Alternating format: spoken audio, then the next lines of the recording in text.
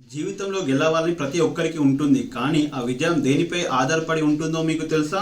మన జీవితంలో ప్రతి ఒక్కరికి సమస్యలు వస్తాయి. కానీ సమస్యలను చూసే విధానం ప్రతి ఒక్కరి దగ్గర వేరుగా ఉంటుంది. కొంతమంది సమస్యల నుంచి పారిపోతారు, మరికొంతమంది మాత్రం వాటిని అవకాశాలుగా మార్చుకుంటారు. సమస్యను పరిష్కరించడం అంటే మీ సామర్థ్యం, మీ ఆలోచన విధానం, మీ ధైర్యం అన్ని కలిసి వచ్చే ప్రక్రియ. థామస్ ఎడిసన్ వేల సార్లు ఫెయిల్ అయ్యాడు, కానీ చివరకు బల్బ్ని కనిపెట్టేశాడు.